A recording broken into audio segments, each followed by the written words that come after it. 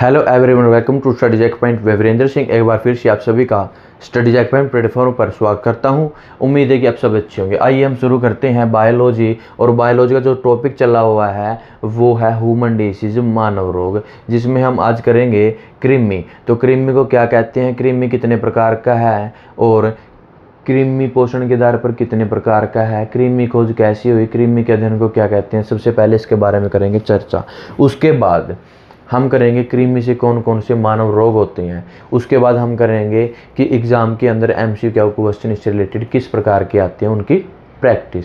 तो ये भी कृमि क्या है, कृमि संक्रमण रोग है, जिसको कम्युनिकेबल डिसीज बोल देते हैं या फिर संचारी रोग बोल देते हैं, इन्फेक्टेड डिसीज बोल देते हैं। सबसे पहले फर्स्ट क्लास में मैंने बताया था जो मानव रोग है बिल्कुल कंप्लीट करेंगे। और मानव रोग कितने प्रकार का होता है उसमें मैंने 3 टाइप का बताया था। 3 टाइप में से हम कर रहे हैं फर्स्ट टाइप संचारी रोग, कम्युनिकेबल डिसीज या इन्फेक्टेड डिसीज, या फिर संक्रामक रोग या संक्रमण रोग जो एक दूसरे से फैलते हैं। तो जैसे कि हमने सबसे पहले बैक्टीरिया, वायरस, प्रोटोजोआ, कवक और कृमि। आज हम करेंगे कृमि। अगर आपने वो लास्ट क्लास नहीं देखी, वो लास्ट क्लास देखी जिससे आपको कम्युनिकेबल डिसीज के बारे में अच्छे से क्या है पता चलेगा और इससे एग्जाम में किस प्रकार के क्वेश्चन आते हैं। तो आइए सबसे पहले कृमि। तो कृमि को क्या कहा जाता है, कृमि को क्या क्या कहते हैं, worm, helminth, plenty helminths, vermin, canker worm, ये सब क्या है कृमि के ही रूप है। तो उसके बाद कृमि कैसे होती हैं, कृमि कैसे होती हैं, बिल्कुल लंबे होते हैं, बेलनाकार होते हैं और चपटे आकार के होते हैं। और कैसे होते हैं, बहुकोशिकीय होते हैं और रेंग कर चलते हैं। रेंग कर जैसे क्या है, जैसे स्नेक का वो रेंग कर चलता है, तो इस प्रकार की क्या होते हैं कृमि होते हैं। जैसे मैंने आपको ये चित्र दिखाई दे रहा है। तो ये जो चित्र ये दिखा रखा है ये क्या है, कृमि है। क्या ये कीड़ा है। ये किस प्रकार के होते हैं, लंबे होते हैं, बेलनाकार होते हैं, चपटेकार के होते हैं और कैसे होते हैं, बहुकोशिकीय होते हैं। अगर एग्जाम में क्वेश्चन आए तो निम्न में से बताओ कि कृमि किस प्रकार के होते हैं, एक कोशिकीय, बहुकोशिकीय, दोनों या दोनों में से नहीं, या फिर तो इसका मतलब वो क्या है, बहुकोशिकीय होते हैं। उसके बाद इसके अध्ययन को क्या कहते हैं, इसके अध्ययन को हेलमिंथोलॉजी बोल देते हैं। बहुत बार एग्जाम में क्वेश्चन देखने को मिला है। तो कृमि के अध्ययन को क्या कहते हैं, हेलमिंथोलॉजी। उसके बाद प्लेंटी हेलमिंथ नाम किसने दिया, तो प्लेंटी हेलमिंथिस नाम गेगेनबाउर ने 1859 में नाम दिया था। किसका, कृमि को क्या कहते हैं, प्लेंटी हेलमिंथिस भी बोल देते हैं। ये गेगेनबाउर ने नाम दिया था 1859 में। उससे पहले 5000 साल पहले आयुर्वेद में चरक संहिता और सुश्रुत संहिता में इस कृमि से रिलेटेड क्या वर्णन मिला। और उस आयुर्वेद में क्या है, इस कृमि से रिलेटेड 20 प्रकार के बताए। तो उसके भेद कितने बताए थे, 20 प्रकार के भेद बताए थे। तो यहाँ से क्वेश्चन बन जाता है कि प्लेंटी हेलमिंथ नाम किसने दिया था, गेगेनबाउर ने। यह बन जाता है क्वेश्चन, इसके अध्ययन को क्या कहते हैं, प्लेंटी हेलमिंथोलॉजी। या फिर आयुर्वेद में किस किस ग्रंथ में देखने को मिलता है, तो चरक संहिता और सुश्रुत संहिता, अष्टांग हृदय भी क्या देखने को मिलता है कृमि से रिलेटेड का वर्ण।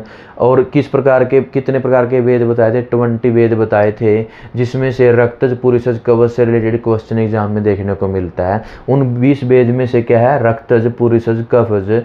तो इसके बारे में हम डिस्कस करेंगे। और कितने वर्गों में बांटा गया है, वो 2 वर्गों में बांटा गया है, अंतरज और क्या बाह्यज। अंतरज का मतलब जो शरीर के अंदर बनते हैं या उत्पन्न होते हैं, पैदा होते हैं। और बाह्यज का मतलब जो बाहर से आने वाले हैं, मतलब बाहर उत्पन्न होते हैं और फिर वो किसी न किसी वजह से शरीर के अंदर चले आ जाते हैं और फिर क्या रोग पैदा करते हैं।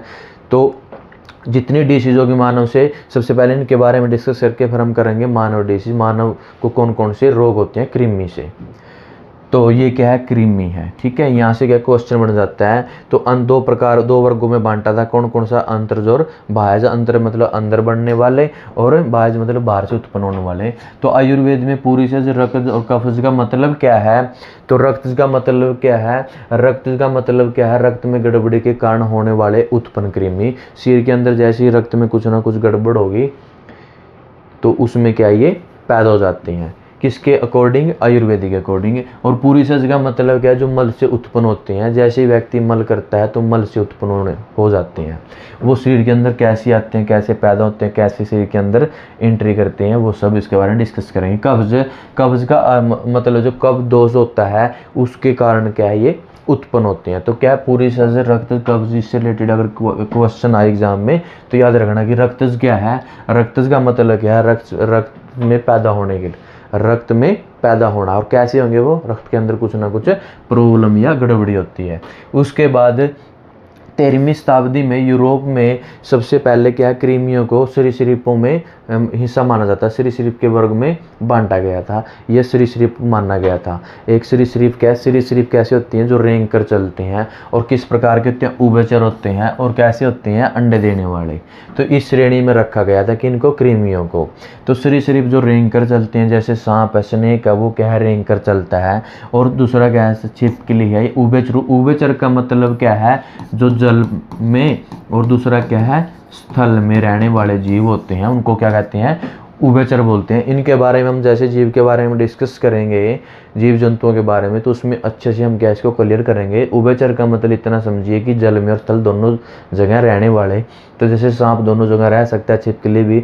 और दूसरा क्या, मगरमच्छ होते हैं, वो भी क्या है, उभयचर है।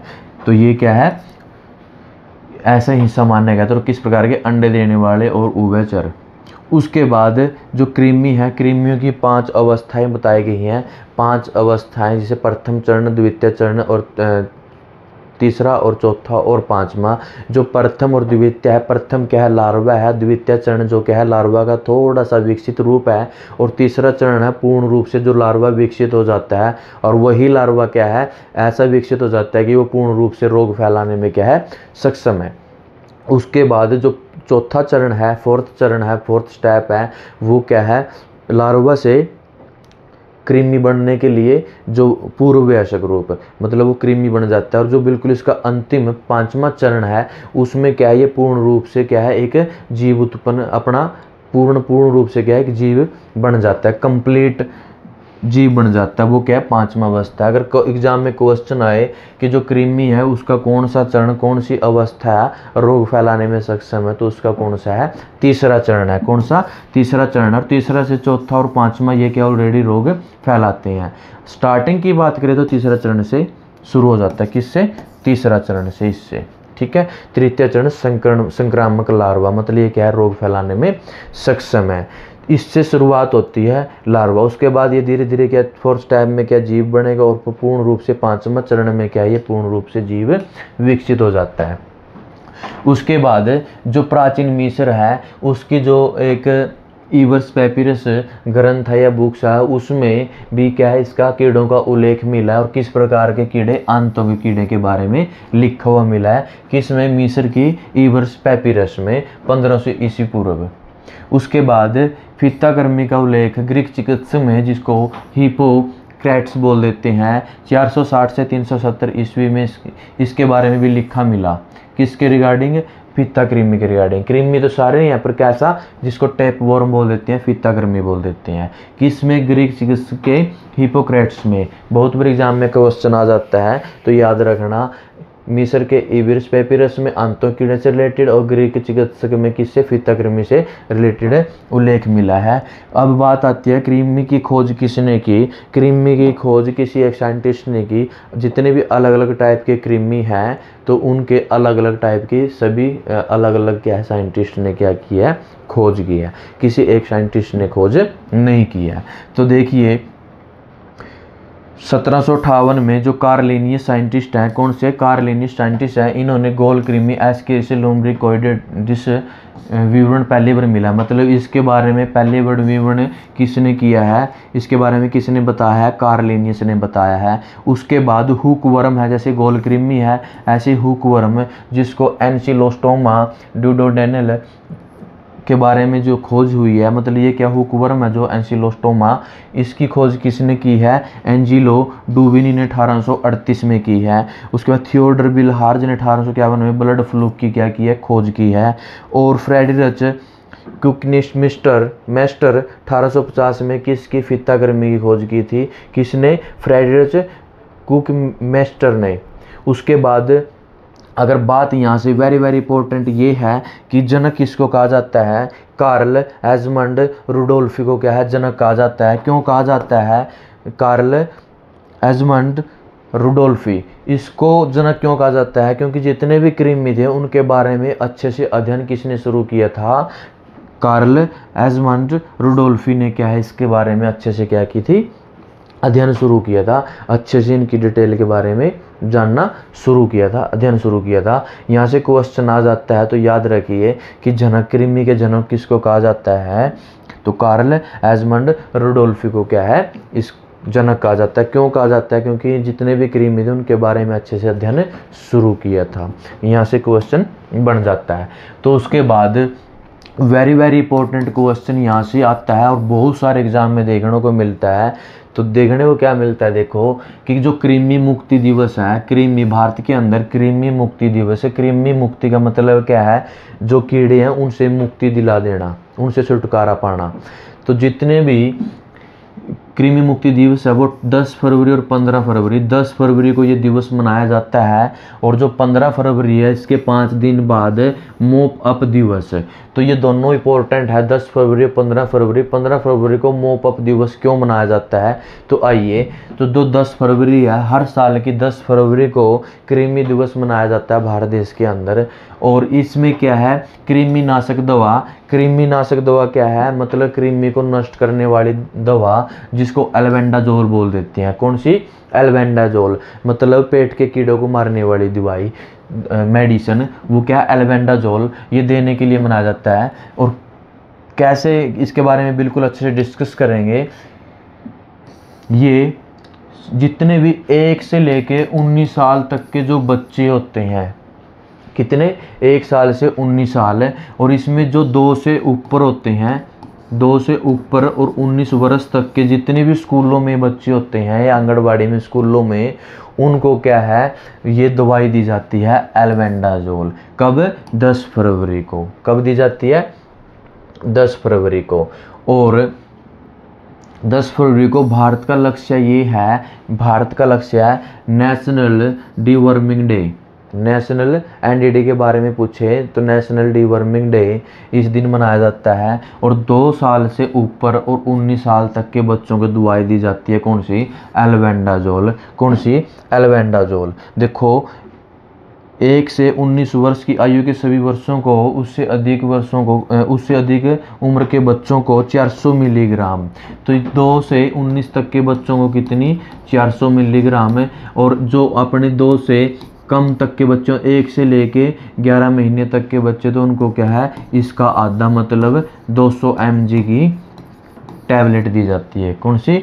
200 mg की। तो एल्बेंडाजोल की एक गोली, और 1 से 2 वर्ष की आयु के बच्चों को क्या है, 400 मिलीग्राम का आधा गोली दी जाती है। और ये किसके द्वारा शुरुआत है? भारत सरकार के स्वास्थ्य एवं परिवार कल्याण मंत्रालय।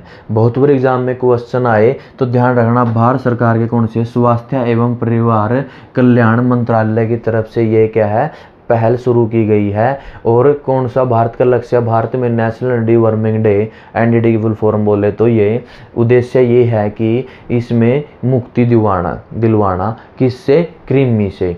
तो कौन, कब मनाया जाता है, क्वेश्चन बनेगा, तो 10 फरवरी को, हर साल के 10 फरवरी को ये मनाया जाता है।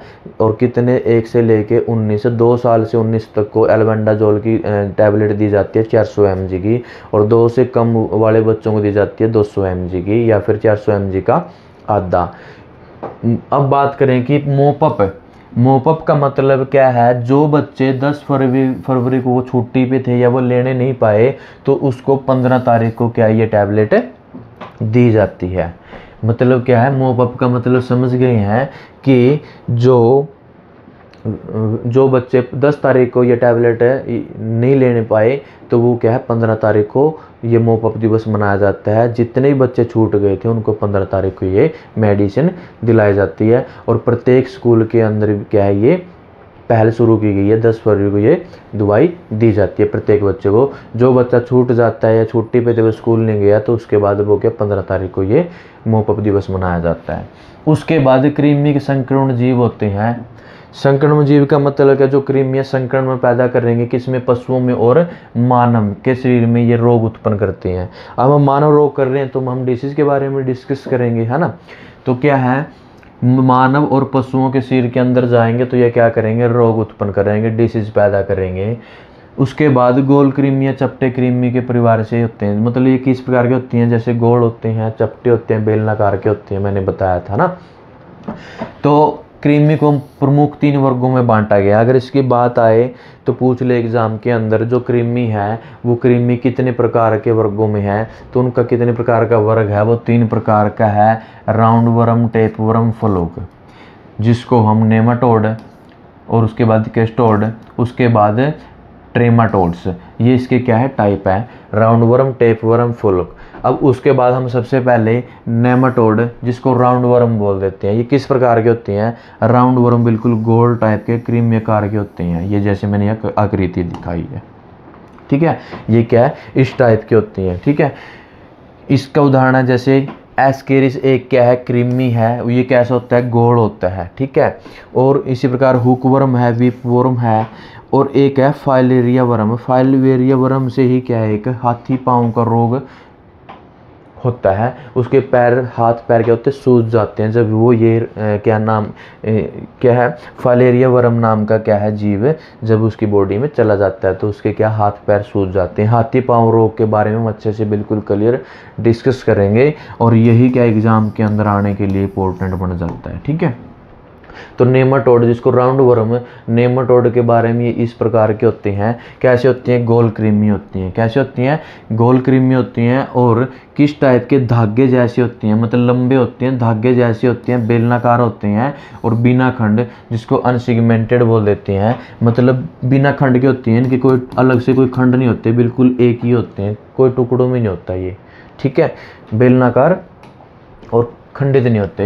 ये देखो, ये इस टाइप के होते हैं, ये क्या लैटरल लाइन है, ये क्या है, फीमेल जेनिटल अपर्चर, मतलब ये क्या फीमेल पार्ट है, ठीक है, जननांग बोल देते हैं, जनन अंग बोल देते हैं। ये इसका क्या माउथ है, ये क्या है, इसका एनस है, ठीक है, ये फीमेल है, ये क्या है, मेल है। ये क्या है, क्लोकल अपर्चर है, ये पेनियल सीटल है, ठीक है, ये इसके क्या टाइप है, इस आकृति क्या होती हैं, ये नेमाटोड होती हैं, क्रीमी होती हैं। उसके बाद जो इसका दूसरा टाइप है, दूसरा टाइप क्या है, जिसको हम सेस्टोड या केस्टोड टेप वर्म बोल देते हैं, जिसको फित्ताकृमि बोल देते हैं, क्या फित्ताकृमि। ये कैसे होते हैं, चिपटे होते हैं, फित्ते जैसे होते हैं, और खंडित होती हैं, वो जैसे वो कैसे अखंडित थे, ये कैसे खंडित है, कैसे खंडित, सेगमेंटेड टाइप के होते हैं। मुख पर हुक, हुक मतलब हुक वर्म, तो हुक मतलब क्या है, हुक सी लगी होती है इस टाइप की, ठीक है।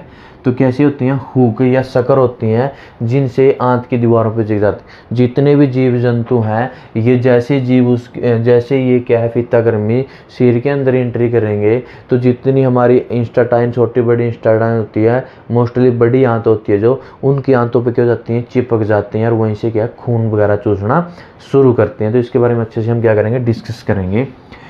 तो ये क्या किस प्रकार के होते हैं, फित्ते जैसे होते हैं, चपटे होते हैं, खंडित होते हैं, और हुक जैसे होते हैं। मुख पर क्या हुक जैसी दिखाई देंगे, इनके मुख कैसा, हुक जैसा, और ये दीवारों पे चिपकते हैं। पूछ लेते हैं तो क्वेश्चन कैसे, दीवारों पे, जैसे taenia saginata, beef tape worm, ये क्या है, जो गाय होती हैं, गाय में पाया जाता है, ठीक है, बीफ टेप वर्म।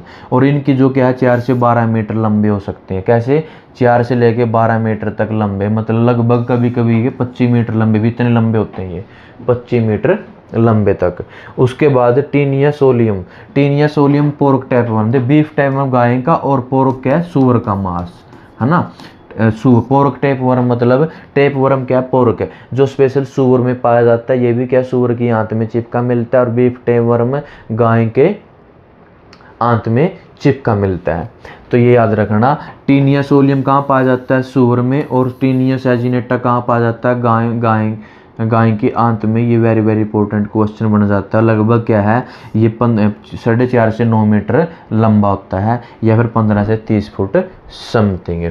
उसके बाद एकिनोकोकस, ये क्या है, हाइड्रेटेड सिस्ट रोग है। पूछ ले तो कौन सा, ये एकिनोकोकस, ये हाइड्रेटेड सिस्ट रोग है। ये भी इनमें क्या रोग देखने को मिलता है जीव जंतुओं में। तो देखो जो टेप वर्म है जिसके बारे में हम डिस्कस किया है, जैसे मैंने बताया हुक जैसा क्या इसका आकार है। देखो जो इसकी जो हुक होती है, हुक जैसा क्या इसका माउथ है, और जैसे ये इसका ये पार्ट है, ये पार्ट देखो इसको जेंटिनल ओपनिंग बोल देते हैं, जेंटिनल ओपनिंग। और ये इसका क्या है, यूट्रस है।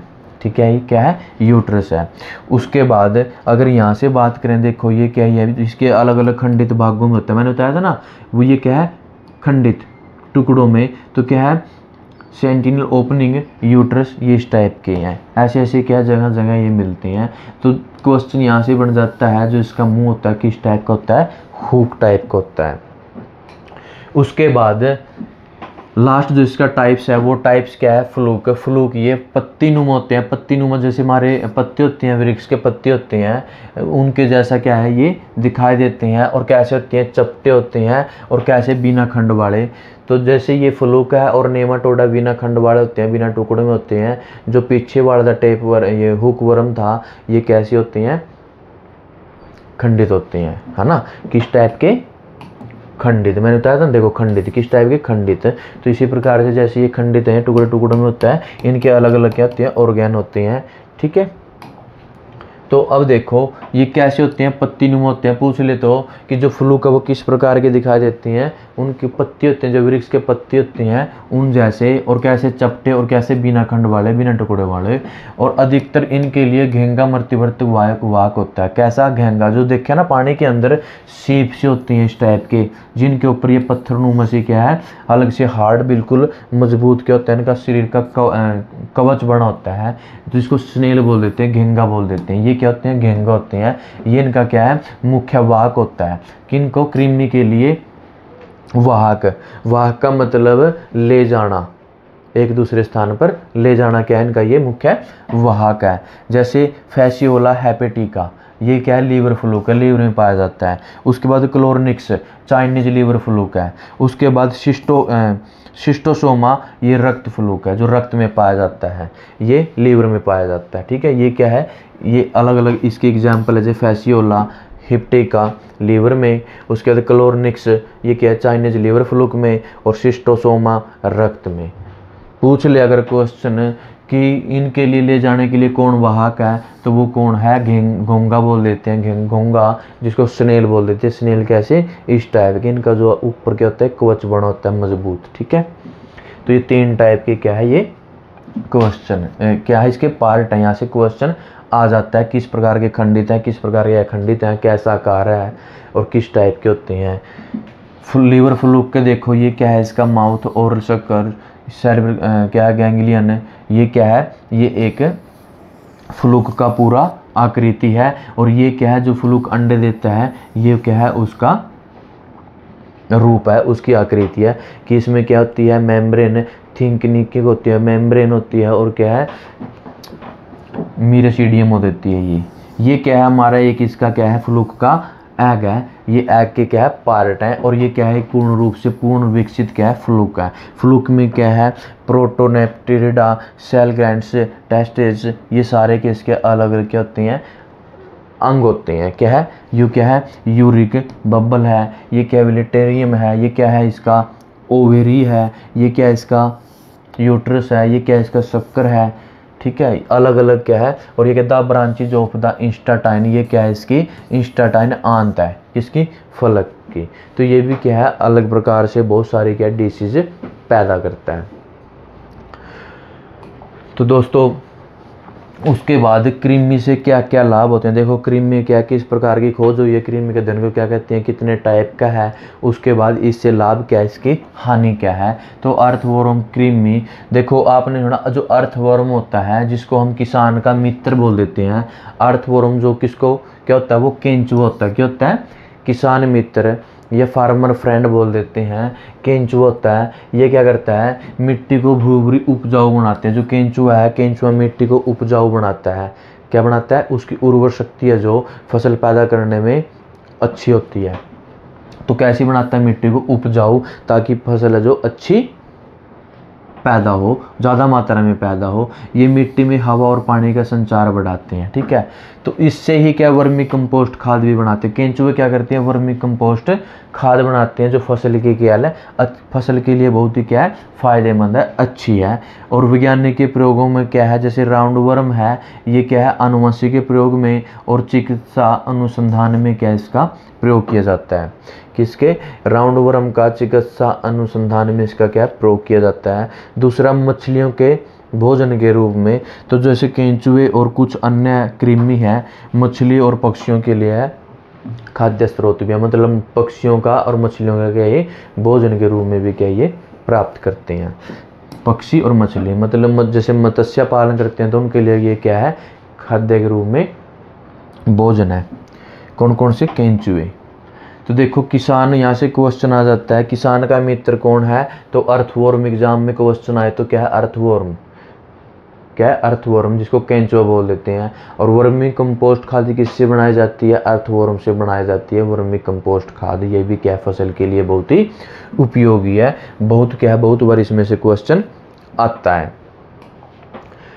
तो उसके बाद इससे कौन कौन सी हानि होती है। हानि एक तो देखो हम डिसीज कर रहे हैं, तो जितने भी जीव जंतु हैं, पशु हैं या जानवर हैं, मानव है, उनमें जैसे ही ये शरीर के अंदर जाएंगे तो बहुत सारे क्या है, रोग पैदा करेगा। क्या करेगा, रोग पैदा करेगा। रोग पैदा होने से क्या, उल्टियाँ लगेंगी, पोषण की कमी होगी, दस्त लगेंगे, पेट दर्द होगा, खून की कमी होगी, जिसको एनीमिया बोलते हैं।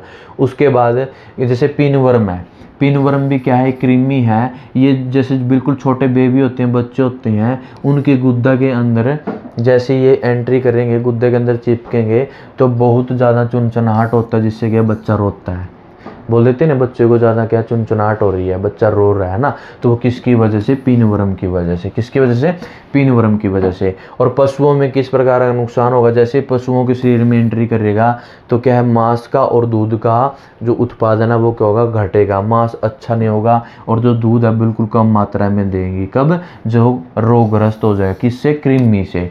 उसके बाद कृमि, नेमाटोड, पौधों की जड़ों में जो कृमि है, किस टाइप के, नेमाटोड टाइप के हैं, वो पौधों की जड़ों में पहुंचते हैं और पौधों की जड़ों को क्या करेंगे, खराब करेंगे, पौधों की जड़ों को नष्ट करेंगे, जिससे क्या है, फसल है, क्योंकि जड़ से ही फसल क्या होती है, मजबूत होती है। जड़ों के सहारे क्या करती है फसल, जो पेड़ पौधे होते हैं, अपना भोजन या जो मिनरल तत्व वो लेते हैं। जब ये जड़ों में बैठ जाएंगे कृमि, तो जड़ों को पूर्ण रूप से क्या है, इनको पोषक तत्व भेजने में क्या है, असक्षम हो जाएंगे जड़ें, मतलब जड़ें क्या हो जाएंगी, बिल्कुल ख़राब हो जाएंगी, जिससे पौधे की जो पैदावार है या उसकी लंबाई है, ग्रोथ है, वो बिल्कुल रुक जाएगी, ख़राब हो जाएगा। तो ये भी क्या है, कृमि नुकसान पहुंचाते हैं। तो हमने कृमि के बारे में, कृमि क्या है, कृमि कितने प्रकार का है, क्या है इसकी हानियाँ, क्या लाभ है, किसने खोज की, किस टाइप की है, कैसे दिखाई देते हैं, बहुत सारे इसके बारे में, कृमि के बारे में जानना है। अब हम नेक्स्ट क्लास में करेंगे कि कृमि से कौन कौन से मानव रोग होते हैं, इंपॉर्टेंट जो कृमि रोग है वो करेंगे। उसके बाद करेंगे एमसीक्यू क्वेश्चनों की प्रैक्टिस। अगर आपको ये वीडियो अच्छी लगे तो आप इस वीडियो को ज़्यादा से ज़्यादा शेयर करें, लाइक करें, चैनल को सब्सक्राइब करें, और टाइम टू टाइम हर प्रकार के क्लास के नोटिफिकेशन पाने के लिए बेल आइकन वाले बटन पर क्लिक करें। थैंक यू सकते हैं। तो आइए हम करेंगे कि कृमि से कौन कौन से मानव रोग होते हैं। तो सबसे पहले वेरी इंपॉर्टेंट जो कृमि डिसीज है कौन सी है, हाथी पाँव, फील पाँव। ये बहुत बार एग्जाम में, सभी प्रकार के एग्जाम में इससे रिलेटेड क्वेश्चन देखने को मिलता है। एक तो सबसे पहले ये डाउट क्लियर कर लो कि जो हाथी पाँव, फील पाँव या फिर एलिफेंटाइसिस या फिर फाइलेरियासिस, जो चारों नाम है एक ही डिसीज़ के हैं, और ये क्या है, कृमि रोग है, कोई भी कवक रोग नहीं है। बहुत सारी बुक्स के अंदर या आपने कहीं भी पढ़ा होगा तो वो क्या है, इसको कवक रोग बताया जाता है, बट ये क्या है, कृमि रोग है। तो क्या है, सबसे पहली वेरी इंपॉर्टेंट है, इससे लगभग अगर कृमि से रिलेटेड अगर क्वेश्चन आता है तो इसी से क्वेश्चन आ जाता है।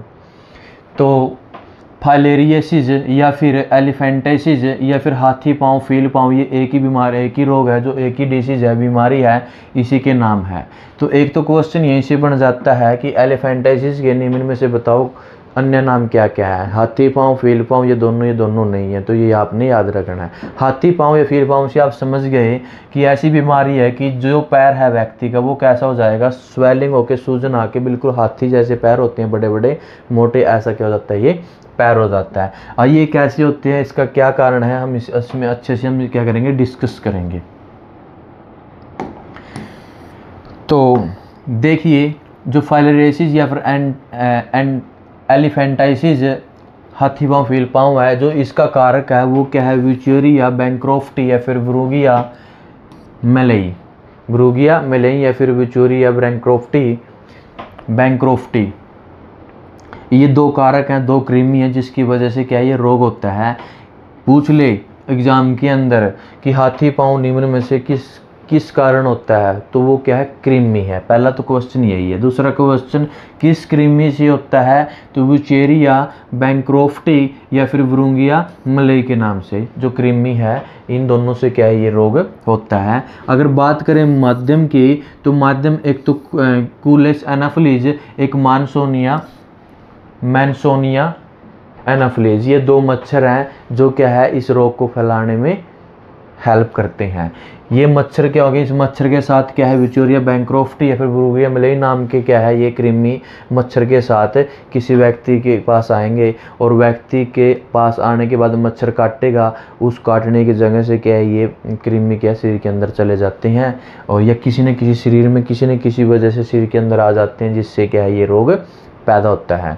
माध्यम की बात करें तो कूलेश मच्छर बहुत बार एग्जाम में आया है, बट आज तक मैनसोनिया नाम से क्वेश्चन है, तो आपने क्या है, याद रखना, शायद इससे भी क्वेश्चन आने लग जाए।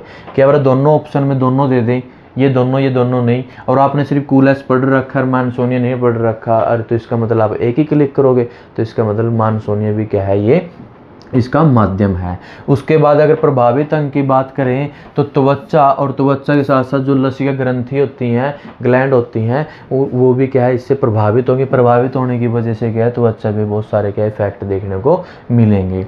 और लक्षण में क्या है, जितने भी हाथ पैर होंगे और जनन अंग होंगे, या उनमें क्या आएगी, सूजन आएगी। सूजन का मतलब क्या, जैसे ये पैर है, ज़्यादातर लक्षण क्या है, जो हाथी पाँव वाली डिसीज है, ये एलिफेंटाइसिस है, इसमें क्या जो लक्षण दिखाई देंगे, हाथ जो पैर या हाथ है, मोस्टली जो पैर है, वो पैर क्या है, बहुत ही सूज कर मोटा हो जाएगा, हाथी जैसा पैर हो जाएगा, इसलिए इसको हाथी पाँव बोलते हैं।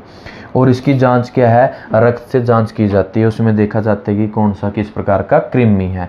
और इसकी जो उपचार है DEC, जिसको डाई इथाइल कार्बामाइज़ाइन या फिर एल्बेंडाजोल नाम की या फिर इवर्मेक्टिन नाम की क्या है, टैबलेट होती है, जो स्पेशल कृमिनाशक बोल देते हैं, क्या है, कृमिनाशक दवाइयाँ, तो उसका क्या है, कोर्स होता है, उस कोर्स के अकॉर्डिंग क्या है, मेडिसिन लेनी होगी, तो धीरे धीरे इसका उपचार हो जाता है। तो यहाँ से क्या है, प्रभावित अंग के बारे में या लक्षण में क्या, हाथ पैर स्वेल आएंगे, तो बहुत बड़े एग्जाम में सूजन आएगी, एग्जाम में पूछा जाता है। कारक दो हैं, ब्रूगिया मेलेई या फिर विचुरिया बैंक्रोफ्टी, और ये नाम अन्य नाम क्या है, इससे रिलेटेड बहुत सारे क्या एग्जाम में देखने को मिलते हैं, और बहुत पहले भी एग्जाम में ऐसे क्वेश्चन आई हैं। उसके बाद नेक्स्ट डिसीज क्या है, ड्रैकुलियोसिस, जिसको हम अन्य नाम से जानते हैं। वो अन्य नाम क्या है, गिन्नी वर्म रोग या फिर बालो रोग या फिर नारू रोग या नारुआ रोग। इससे अगर आप अपने जो पुराने या बहुत पुराना रोग है, या हमारे जो माता पिता या दादा दादी जी हैं उनसे पूछोगे, तो पूछोगे कि नारू रोग या नारुआ रोग या फिर बालो रोग जानते हैं, वो आप अच्छे से आपको समझा देंगे। तो क्या है, ड्रैकुलियोसिस, जिसको अन्य नाम है गिन्नी वर्म रोग, बालो रोग, नारो रोग या फिर नारुआ रोग, किसकी वजह से होता है, ड्रैकुलियोसिस मेडिनेसिस के नाम से। ये क्या है, कृमि है, कौन सा, ड्रैकुलियोसिस मेडिनेसिस। ये कृमि किस वजह से आएगा, दूषित पानी लेने की वजह से क्या है, जैसे दूषित पानी पिएंगे, उसमें अगर ये ड्रैकुलियोसिस मेडिनेसिस का नाम का कृमि होगा, और वो साथ साथ शरीर के अंदर चला जाएगा दूषित पानी लेने से, तो उसमें क्या है, प्रभावित अंग त्वचा और पैर। क्या है, त्वचा होगी ज़्यादातर, मोस्टली पैर, क्या है, मोस्टली पैर में ये लक्षण दिखाई देने को मिलेगा। अब लक्षण कैसे दिखाई देंगे, जो पैर होगा पैर में क्या है, सबसे पहले तो फुंसियाँ फोड़े निकलेंगे। जैसे फुंसियाँ फोड़े निकलेंगे धीरे धीरे फूटने फूटने के बाद उसमें से कृमि निकलेगा, मतलब धागे जैसा कृमि निकलेगा। और वो धागा क्या है, लगभग 90 सेंटीमीटर से 130 इतना बड़ा क्या है ये धागा निकलता है। वो धागा नहीं होता, क्या होता है, वो कृमि होता है, कीड़ा होता है। उस कीड़े को, उसका एक उपचार यही है, उस कीड़े को धीरे धीरे आराम से निकालना होता है। अगर तेज़ी से निकालोगे, अगर वो तेज़ी निकालने से अगर वो बीच में आधा निकल गया, आधा टूट के अंदर रह ही गया, तो जो व्यक्ति को ये रोग है या रोगग्रस्त है, उस व्यक्ति को बहुत ज़्यादा असहनीय दर्द होता है, बहुत ज़्यादा असहनीय दर्द। तो इसका यही उपचार है कि जो डॉक्टर है इसको बिल्कुल फिजिकली क्या है, बिल्कुल आराम आराम से उसको क्या इस कीड़े को क्या है आसानी से बिल्कुल बाहर निकालते हैं। और साथ साथ क्या है, एंटीबायोटिक टेबल या फिर कृमिनाशक मेडिसिन दी जाती है। दूसरा उपचार, अगर उपचार की बात करें तो कृमि को धीरे धीरे बाहर निकालना मैंने बताया। दूसरा क्या, जहाँ ये पानी के अंदर दिखाई देते हैं ज़्यादा मात्रा में, वहाँ पे क्या है, बोरवेल की मछलियाँ छोड़ी जाती हैं। बोरवेल मछलियाँ क्या करती हैं, बोरवेल मछलियाँ समझ गए, तो ये मछली है, ये मछली क्या है, यहाँ पे क्या है, इसका यहाँ पे बाढ़ होती है मुँह के आगे। ये क्या है, जो ये कृमि है, कौन सा, ड्रैकनकुलिस मेडिनेसिस है, इसके लार्वों को खाती रहेगी और साथ साथ क्या इसको बिल्कुल ख़त्म कर देगी। तो बोरवेल मछलियाँ भी क्या है पानी के अंदर छोड़ी जाती हैं उपचार के लिए। तो अब बात यहाँ पे आती है, WHO ने ये रोग 2000 में समाप्त घोषित कर दिया था कि ये रोग देखने को नहीं मिलता। WHO को मैंने आपको बताया, WHO की है वर्ल्ड हेल्थ ऑर्गेनाइजेशन है, जो ये क्या है स्विट्ज़रलैंड जिनेवा में इसका क्या है हेड क्वार्टर है स्विट्ज़रलैंड। तो उसने क्या है, ये विश्व स्वास्थ्य गठन है, इसको हिंदी में बोला जाता है WHO को। इन्हें ये रोग घोषित 2002 में 2000 में क्या कर दिया था, रोग समाप्त कर दिया था। अभी ये भी रोग देखने को नहीं मिलता। फिर भी 2006 में राजस्थान के डूंगरपुर ज़िले में देखने को मिला। भाई 2006 में डूंगरपुर ज़िले के एक गांव में देखने को मिला था ये रोग 2006 में। तो आप याद रखना, जो ये पूछ लेते हैं यहाँ से कि जो ड्रैकनकुलिस नाम के जो डिसीज़ है वो कब समाप्त कर दी गई थी WHO के द्वारा, 2002 में। बट ये मैं आपको एक बता रहा हूँ कि 2000 में समाप्त कर दी, फिर भी 2006 में राजस्थान में देखने को मिला था। मोस्टली ये रोग कहाँ होती हैं, जो बाहर वाला पानी होता है, वो पानी अगर बिना देखे में सूक्ष्म जीव होती हैं जो डायरेक्ट पी लेते हैं, जिससे कि ये रोग देखने को मिलता है। देखो ये रोग के लक्षण है, जैसे क्या फुंसियाँ निकलेंगी, फोड़े निकलते जैसे ये डॉक्टर के द्वारा क्या है, ये धागे नुमा जो कृमि है इसको आसानी से क्या है आराम से निकालना होता है। और मैंने बताया अगर आराम से नहीं निकलता, अगर वो बीच में टूट जाता तो ऐसा नहीं क्या हो जाता है, दर्द हो जाता है। देखो ये निकाल रहे हैं ऐसे, ये क्या इसका फिजिकल इलाज है। उसके बाद बात करते हैं हम एंसिलोस्टोमाइसिस। ये एक डिसीज़ है जिसको हुकवॉर्म इन्फेक्शन भी बोल देते हैं। तो इसका जो कारक है, इसका जो कृमि है, इसको एंसिलोस्टोमा डुओडेनल या फिर नकेटर अमेरिकन्स नाम के दो कृमि हैं। ये इस दो कृमियों की वजह से क्या है, ये एंसिलोस्टोमाइसिस नाम की डिसीज़ रोग पैदा होता है। ये माध्यम क्या है पैदा होने का, ये जो दूषित मिट्टी होती है, उस मिट्टी पे अगर नंगे पैर से चलेंगे तो वो किसी न किसी वजह से शरीर के अंदर आ जाते हैं। जैसे वो शरीर में त्वचा के जरिए प्रवेश करेंगे। अब देखो त्वचा, मैंने बताया था आपने लास्ट क्लास में जैसे कि जो हमारा ये कृमि है उसके 5 चरण होते हैं। पहला चरण, दूसरा, तीसरा, चौथा, पांचवा। जो तीसरा चरण होता है वो लार्वा पूर्ण रूप से विकसित हो जाता है, जो क्या है संक्रमण फैलाने में सक्षम है। ये हल्का सा क्या विकसित होगा, ये क्या पूर्ण रूप से विकसित, धीरे धीरे लार्वा क्या है, फिर दूसरा चरण में विकसित होगा हल्का, और तीसरे चरण में पूर्ण रूप से विकसित होगा लार्वा। वही क्या है, अब मिट्टी पे चल रहे हैं तो वो पैरों पे क्या वो लार्वा चिपक जाएगा, और चौथा चरण में धीरे धीरे विकसित होगा, और पूर्ण रूप से 5वें चरण में क्या पूर्ण रूप से वो जो कृमि है पूर्ण रूप से विकसित हो जाएगा और वो के शरीर में रोग पैदा करेगा। तो तीसरा चरण का मैंने बताया था इंपॉर्टेंट क्वेश्चन है। तीसरे चरण में लार्वा क्या है, रोग फैलाने में सक्षम हो जाता है।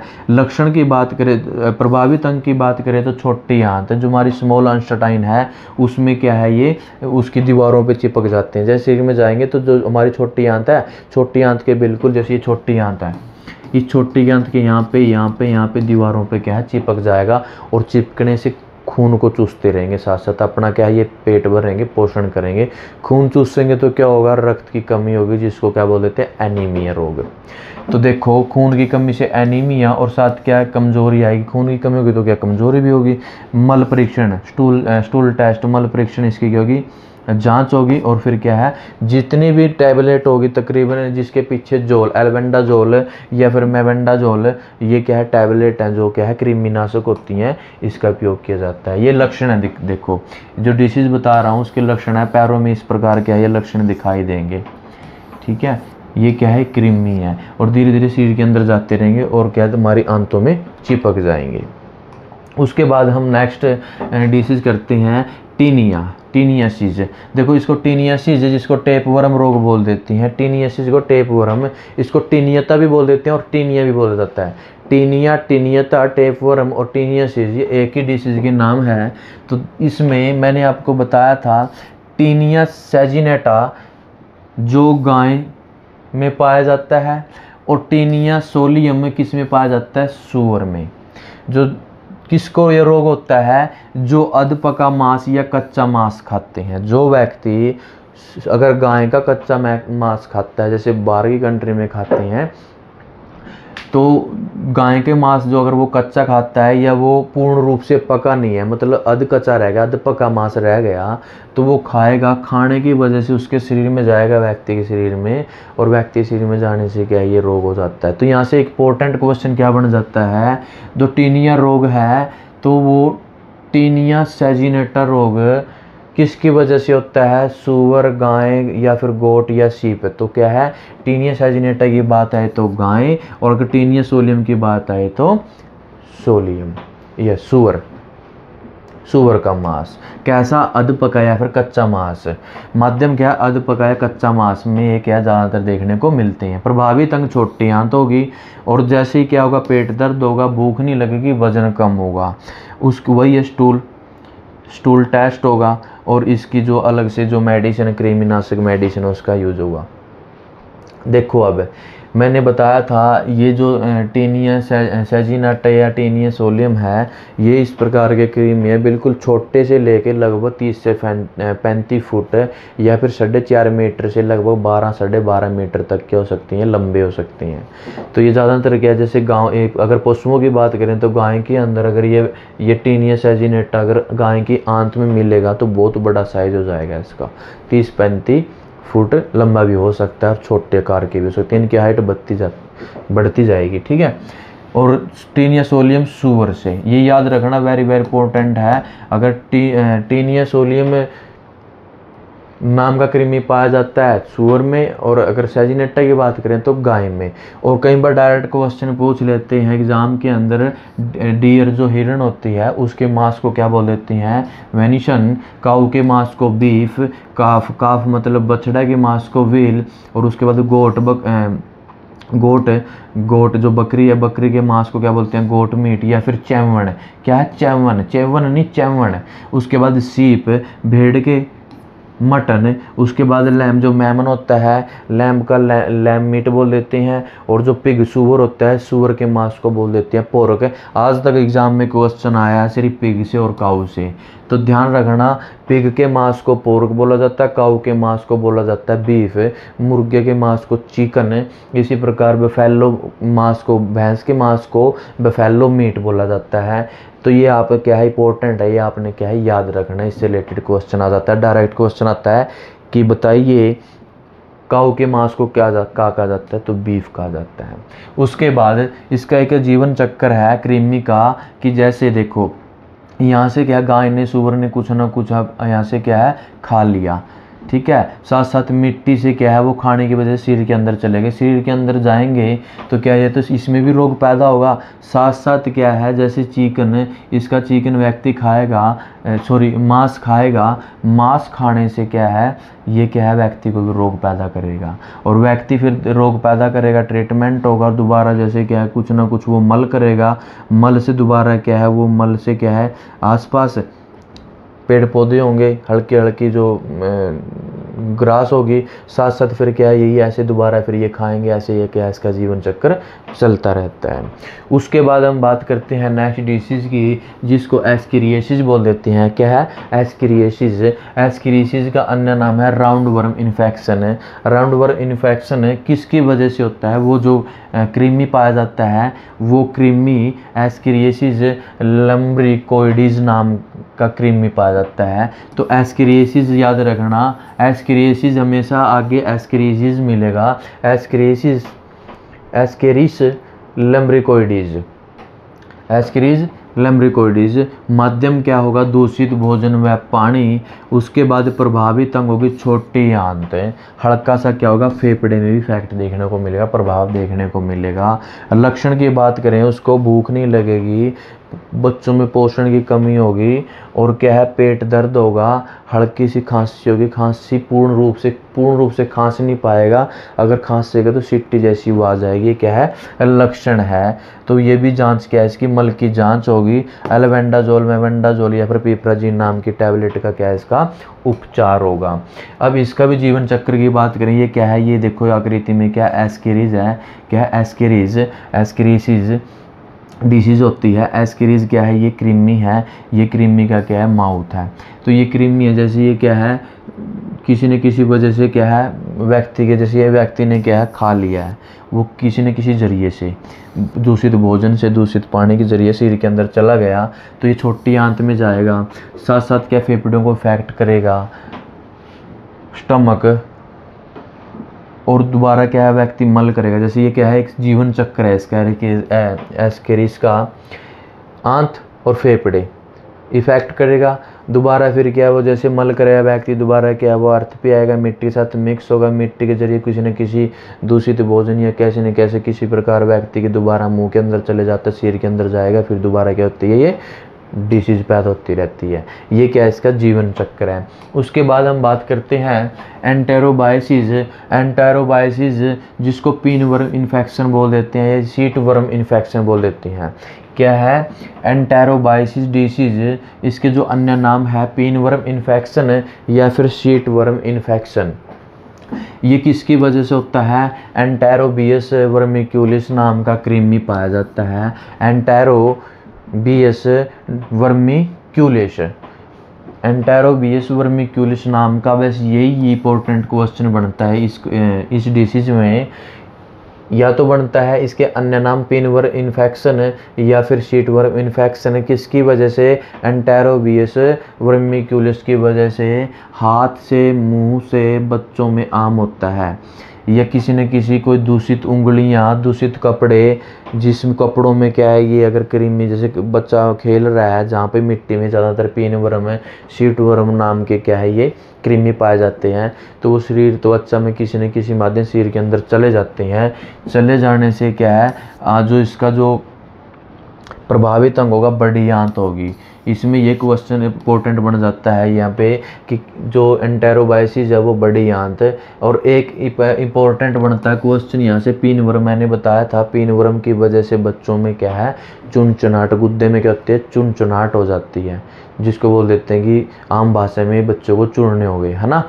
तो ये क्या है, पिन वर्म क्या है, एक कृमि होता है, जिसकी वजह से क्या है, रात को बहुत तेज़ी से क्या हो जाता है, ये चुनचुनाहट होती है, बच्चों में नींद नहीं आती, पेट दर्द होता है, बच्चों में चिड़चिड़ापन होता है। ये वयस्क के अंदर भी हो जाता है, वयस्कों में भी क्या हो जाता है। और क्या है, सिर्फ इसी की वजह से क्या है, ये हल्की सी जलन पैदा होगी। क्या होगी, जलन पैदा होगी, गुद्दे में क्या होगी, खुजली होगी, जिसको चुनचुनाहट बोलते हैं। और इसके भी क्या है, इलाज है एल्बेंडाजोल या मेबेंडाजोल नाम की टैबलेट से, कृमिनाशक दवाई से। ये देखो, ये इस प्रकार के होते हैं पिन वर्म, जैसे ये शेप, ये आकृति, ये आकृति, ये आकृति। इसमें जो ये होता है, ये क्या होता है, माउथ होता है। और जो ये हल्का सा ग्रीन कलर का है, ये क्या है, इसकी आंत है, जिसको इंस्टाटाइन बोल देते हैं, ठीक है। और इसी का क्या है, ये क्या है, एनस है, मलद्वार है। और ये क्या है, ये इसका क्या है, जनन अंग है, जिसके ज़रिए क्या है अंडे देते हैं, ठीक है, वेजिना बोल देती हैं। और ये क्या है, इसका एक अंडे का अलग से चित्र है। ये क्या है, इसकी ये क्या है, मेम्ब्रेन है। और इसी के अंदर क्या है, इसके छोटे छोटे क्या है, जो भी अंग हैं। ये पिनवर्म का चित्र था। उसके बाद आइए ट्राइकोसेफलस। ट्राइकोसेफलस वीपवर्म इन्फेक्शन है। कौन सा है, वीपवर्म इन्फेक्शन। ट्राइकोसेफलस को वीपवर्म इन्फेक्शन भी बोल देते हैं।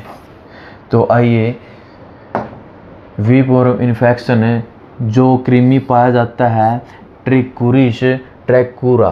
क्या है, ट्रैकुरिस ट्रैकुरा। किसकी वजह से, ट्रैकुरियसिस डिसीज होती है। किसकी वजह से, ट्रैकुरिस ट्रैकुरा की वजह से। ये माध्यम क्या होगा, दूषित भोजन, दूषित पानी और बड़ी आंत का। जो बड़ी आंत के मैंने बताया, जैसे छोटी आंत, ऐसे बड़ी आंत के क्या होते हैं, 3 पार्ट होते हैं। जो बड़ी आंत होती है इस प्रकार से होती है, यहाँ से, है ना। तो इसके भी 3 पार्ट होते हैं। कितने होती हैं, फर्स्ट, सेकंड, थर्ड। तो जो थर्ड, इसका 3 पार्ट होते हैं, उसका एक पार्ट होता है बड़ी आंत में कोइकम। कौन, क्या बोलते हैं, कोइकम। तो कोइकम नाम की बड़ी आंत में क्या है, ये ट्रैकुरियस जो पिनवर्म है वो पाया जाता है। ये इसकी आंतों पे क्या चिपके रहते हैं और खून चूसते रहते हैं। तो ये किस प्रकार के होते हैं, इस प्रकार के होते हैं। क्या है, ट्रैकुरिया या सॉरी ट्रैकुरा या ट्रैकुरियसिस नाम के क्या है, ये इस टाइप के होते हैं। तो इनका जो बिल्कुल पतला वाला सिर होता है, वहाँ पे क्या होता है, माउथ होता है। और जो ये इसकी ये ब्लू कलर की है, पिंक कलर की है, ये क्या, इसकी आंत होती है। और यो यहाँ पे क्या है, इसका क्या है, टेस्टिस है, जो अंडा क्या होते हैं, अंडाशय होते हैं, ठीक है। अलग अलग क्या है, ये पार्ट होती हैं इसके। तो ये क्या है, इसकी चित्र में क्या है, ये वीपवर्म जो कृमि है ये है। तो ये क्या है, जैसे ये क्या है, नर्व क्या है, रिंग है। ये क्या है, इसकी इंस्टाटाइन है, इतनी बड़ी, ठीक है ना। तो छोटे में छोटी, और जितना बड़ा कारक होता जाएगा वो बड़े होते जाएंगे। तो इसकी मल जांच होगी और इसकी जो कृमिनाशक है वो दवाई। तो यहाँ पे से याद रखना। तो जो इसमें पूछ लेते हैं, जो ट्रैकोसेफलस किस में इफेक्ट होता है, प्रभावित अंग है, तो बड़े आंत में कोइकम में होता है। और किसकी वजह से, ट्रैकुरिस या ट्रैकुरा। और दूषित पानी, दूषित भोजन लेने की वजह से। जिस दूषित भोजन पानी में ये पाए जाते हैं, वो पानी लिया गया, गलती से भोजन खाया गया, उसकी वजह से क्या है, ये रोग हो जाता है। दोस्तों ये इंपॉर्टेंट डिसीज थी। डिसीज तो बहुत सारी हैं कृमि से, बट इनसे रिलेटेड क्वेश्चन आ जाता है। और आज तक अगर आपको क्वेश्चन देखने को मिला है तो ड्रैकनकुलिस मैंडिस, जिसको नार्वा रोग या फिर हाथी पाँव, जिसको एलिफेंटिस या फाइलेरियासिस नाम बोला जाता है, इनसे देखने को मिलता है। तो ये हमने क्या है, कंप्लीट कर लिया। कृमि रोग क्या होते हैं, किस प्रकार के होते हैं, कितने टाइप के होते हैं, लाभ हानियाँ, और इसी प्रकार इनसे कौन कौन सी मानव डिसीज होती हैं। इसके बाद हम करेंगे एमसीक्यू क्वेश्चन की प्रैक्टिस एग्जाम में कैसे आते हैं। तो दोस्तों अगर आपको ये वीडियो लगे तो इस वीडियो को ज़्यादा से ज़्यादा लाइक करें, शेयर करें और चैनल को सब्सक्राइब करें। और हर प्रकार के टाइम टू टाइम क्लास के नोटिफिकेशन पाने के लिए बेल आइकन वाले बटन पर क्लिक करें। मिलते हैं नेक्स्ट क्लास में एमसीक्यू क्वेश्चनों के साथ। Thank you. करेंगे कि कृमि क्या है और कृमि से जो मानव रोग होते हैं उनसे रिलेटेड एग्जाम में क्वेश्चन कैसे आते हैं, उनकी करेंगे प्रैक्टिस। तो सबसे पहले देखिए, पहला क्वेश्चन क्या है, कृमि को हम देखो, कृमि है, जो कृमि को हम क्या क्या कहते हैं, जैसे वॉर्म भी बोल देते हैं, प्लेंटीहेल्मिन्स भी बोल देते हैं, और कैंकर वॉर्म भी बोल देते हैं, वर्मिन भी बोल देते हैं। तो कृमि किस प्रकार के जीव होती हैं, कृमि बहुकोषीय जीव होते हैं। मैंने आपको बताया था जो कृमि है, जैसे कवक और प्रोटोजोआ के बारे में बताया था कि वो कैसे होते हैं, यूकैरियोटिक एक कोशिकीय जीव होते हैं। पर जो कृमि है वो किस प्रकार के हैं, वो बहुकोशिकीय जीव हैं। ये बिल्कुल छोटी हाइट के और क्या है, बहुत सारे क्या बड़ी हाइट के होते हैं, लगभग क्या 30 से 35 फुट के भी होते हैं। तो अच्छे से हमने क्या इसके बारे में डिस्कस की थी, अच्छे से वो क्लास देखिए ताकि आपको कृमि के बारे में अच्छी नॉलेज मिले और जानकारी प्राप्त हो। उसके बाद कृमि विज्ञान को किसका ध्यान है, कृमि विज्ञान किसका ध्यान है। देखो कृमि विज्ञान या फिर कृमि विज्ञान को क्या है, हेलमिन्थोलॉजी बोलते हैं। मैंने बताया था जो जिस प्रकार कवक के अध्ययन को या प्रोटोजोआ के अध्ययन को प्रोटोजोलॉजी या माइकोलॉजी बोलते हैं कवक के अध्ययन को, इसी प्रकार तो कृमि के अध्ययन को क्या बोलते हैं, हेलमिन्थोलॉजी बनते हैं। क्वेश्चन के अंदर ही क्या हमारा आंसर है, कृमि के बारे में बात चली हुई है, कृमि विज्ञान हेलमिन्थोलॉजी मतलब किसके बारे में है, तो कृमि के बारे में। तो ये भी क्या है, बहुत बार एग्जाम में क्वेश्चन आ डायरेक्ट कि कृमि के अध्ययन को क्या कहते हैं।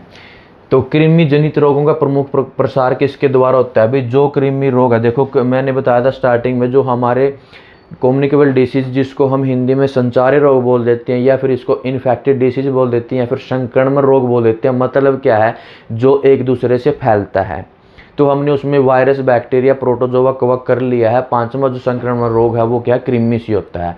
तो ये भी क्या है, रोग फैलता है वो किसके माध्यम से फैलता है, मोस्टली ज़्यादा से ज़्यादा क्या है, जल दूषित और जल कौन सा भोजन और जल दूषित, दूषित जल व दूषित भोजन से क्या ज़्यादातर क्या रोग फैलता है। ऐसे क्वेश्चन एग्जाम में देखने को मिलते हैं। कृमि किस वर्ग में आते हैं, कृमि को मैंने 3 वर्गों में बताया था, कौन सा, नेमेटोडा, एनेलिडा या प्लेंटीहेल्मिन्थ या सिमेटोडा, ये 3 प्रकार के हैं। इनको भी अच्छे से हमने क्या डिस्कस करी थी, क्या है कि ये खंडित होते हैं, ये बेलनाकार होती हैं, चपटे होती हैं, गोल होती हैं, इनके बारे में बिल्कुल एग्जाम्पल के साथ अच्छे से क्लियर किया था।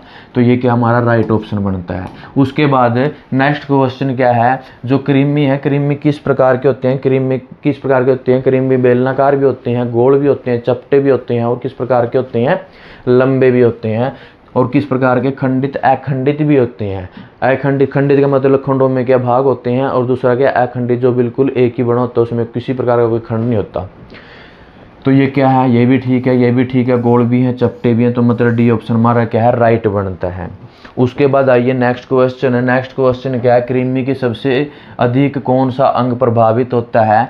तो जितने भी कृमि है ज़्यादा से ज़्यादा वो क्या है, लगभग 99% क्या है, कभी भी कृमि से रिलेटेड प्रभावित अंग की बात करें तो वो क्या है, आंत है। 1-2 है जो डिसीज मैंने बताया, जैसे एथलीट फुट है, सॉरी जो हाथी पाँव, फील पाँव, एलिफेंटाइटिस वेफालेरेसिस बोल देते हैं, उसको क्या है, उसके जो अंग है वो लसिका ग्रंथि या फिर उसके हाथी पाँव वाला रोग, उसके बारे में अच्छे से डिस्कस करेंगे। तो मोस्टली जो क्या है, लगभग क्या है, आंत पे क्या इफेक्ट डाल लेंगे। उसके बाद अगर बात करें हम आंत की बात करें तो आंत से भी कहीं बार क्वेश्चन बन जाता है। आंत से क्वेश्चन क्या बनता है, तो जो हमारी आंत होती है, मैं एक बार थोड़ा डायग्राम बना के दिखा देता हूँ। देखो जो हमारी आंत होती है शरीर के अंदर, इस प्रकार की आंत होती है। देखो यहाँ से भी बहुत सारे क्वेश्चन है। बाकी आंत के बारे में अच्छे से डिस्कस हम जब आंत के अंग के बारे में डिस्कस करेंगे उसमें अच्छे से समझाया जाएगा। उसके बाद देखो इससे भी रिलेटेड क्वेश्चन आ जाता है, तो वो क्वेश्चन किस प्रकार का आता है हम यहाँ पे हल्का सा डिस्कस कर लेते हैं, क्योंकि वेरी इंपॉर्टेंट क्वेश्चन है।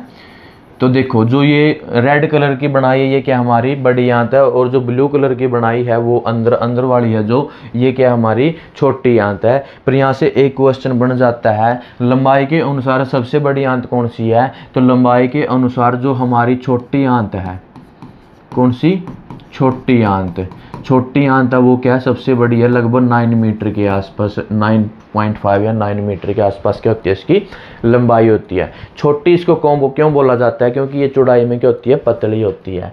और जो हमारी ये बड़ी आंत होती है, मोटाई के कारण क्या सबसे बड़ी आंत बोला जाता है। तो ये कौन सी है, बड़ी आंत है। ध्यान रखिए लंबाई के अनुसार क्या है, छोटी आंत लंबी होती है। अब देखो यहाँ से दो क्वेश्चन तो ये बन गए। उसके बाद अगर बात करें जो हमारी छोटी आंत है, छोटी आंत के 3 पार्ट हैं, 3 भाग बनते हैं। कौन कौन से, एक तो ड्यूडेनम जिसको ग्रहणी बोल देते हैं, क्या बोलते हैं, ग्रहणी। याद रखिए यहाँ से क्या क्वेश्चन आ जाता है। उसके बाद जेजेनम जिसको अगर सुदांतर बोल देते हैं, क्या बोलते हैं, अगर सुदांतर। उसके बाद इलियम, क्या है, इलियम। देखो ग्रहणी और उसके बाद अगर सुदांतर और उसके बाद क्या है ये इलियम। और इलियम जो हमारा ये क्या है, इलियम को क्या बोल देते हैं, शेषांतर बोल देते हैं। ये 3 क्या है, इसके छोटी आंत के पार्ट हैं, क्या है, शेषांतर, क्या है, शेषांत्र बोल देते हैं। ये हमारे क्या है, छोटे आंत के क्या है, भाग हैं, और इनके अलग अलग क्या है, कार्य होती हैं। कोई पानी को शोषण करता है, कोई विटामिन है या कोई खनिज है, उनके अलग अलग आंतों का अलग अलग कार्य है, उनके जो पार्ट हैं उनके अलग अलग क्या पार्ट हैं। और इसमें आंतों के अंदर ना क्या है, झाड़ी नुमा, फिंगर, उंगली नुमा क्या होती हैं, ऐसी संरचनाएं बनी होती है। वो क्या करती हैं, जो भी भोजन डाइजेस्ट होके आता है उनमें से क्या शोषण कर लेती हैं। तो इसके अलग से हम क्या करेंगे, अच्छे से डिस्कस करेंगे। आप अभी ये क्या है, आप ये नाम नोट करिए, ताकि एग्जाम में इससे रिलेटेड क्वेश्चन आ जाता है। पूछ लेंगे क्वेश्चन है कि जेजन एलियम ड्यूडेनम निम्न में से बताइए कौन सी किसके पार्ट हैं, लीवर के, आंत के, छोटी आंत के, बड़ी आंत के। तो आपने नोट रखना है किसके हैं, छोटी आंत के। ऐसे क्वेश्चन आते हैं। अगर बात करें बड़ी आंत के, तो बड़ी आंत के लगभग 4 पार्ट होते हैं। एक तो यहाँ से यहाँ तक का, एक यहाँ तक का, एक यहाँ तक का, एक यहाँ तक का। तो इसके जो पार्ट हैं, सबसे पहला जो पार्ट है उसको सीकम बोल देते हैं। क्या बोल देते हैं, सीकम। क्या बोल देते हैं, सीकम। दूसरे को बोल देते हैं कोलन, और तीसरे को बोल देते हैं रेक्टम, और चौथे को बोल देते हैं anal canal. Anal canal very very important है। इसको क्या बोलते हैं, गुद्दा नलिका। गुद्दा नलिका मतलब जहाँ से मल निकलता है, गुद्दा नलिका। ये याद रखिए, बहुत बहुत वेरी इंपॉर्टेंट है। इसको बोल देते हैं रेक्टम को मलाशय। क्या बोल देते हैं, मलाशय। और इसको क्या बोल देते हैं, वृदांतर। वृदांतर, वृदांतर। और इसको क्या बोलते हैं, सीकम बोल देते हैं। क्या बोलते हैं, सीकम बोल देते हैं। ये क्या है, इसके पार्ट है किसके, बड़ी आंत के। बड़ी आंत चौड़ाई के कारण बड़ी आंत होती है, वो लंबाई में क्या होती है, छोटी होती है। अब देखो जो हमारा ये वृदांतर है, इसके भी आगे क्या है, 4 पार्ट हैं। एक होता है असेंडिंग, एक होता है डिसेंडिंग, एक होता है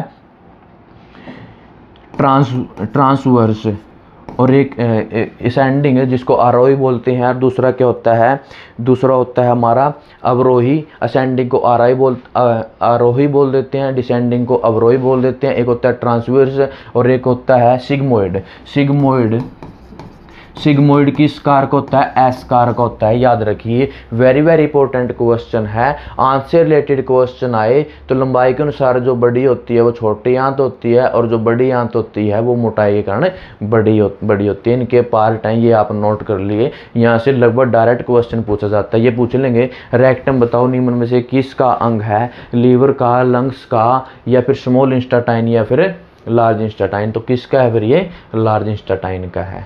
ऐसे क्वेश्चन घुमा। अगर इसमें से ये पूछ ले ट्रांसवर्स, असेंडिंग, डिसेंडिंग, सिग्मोइड किसके पार्ट है, तो फिर वो आपने देखना है बड़ी आंत में किसके हैं, कोलन के, वृदांतर के हैं। ऐसे क्वेश्चन आ जाते हैं, ठीक है। तो इनमें क्या है, अगला क्वेश्चन देखिए, कृमि जनित रोगों की रोकथाम के लिए कौन सा उपाय सबसे प्रभावी है। तो देखो भाई, इन रोगों से बचना है तो हमने अपने आप में क्या करना पड़ेगा, स्वच्छ जल और भोजन का क्या करना पड़ेगा, उपयोग करेंगे। अगर हम स्वस्थ रहेंगे, स्वस्थ वातावरण में रहेंगे, स्वस्थ कपड़े पहनेंगे, तो क्या है, जितने भी संक्रमण रोग उनसे क्या है, लगभग 90% क्या होगा, बचाव होगा।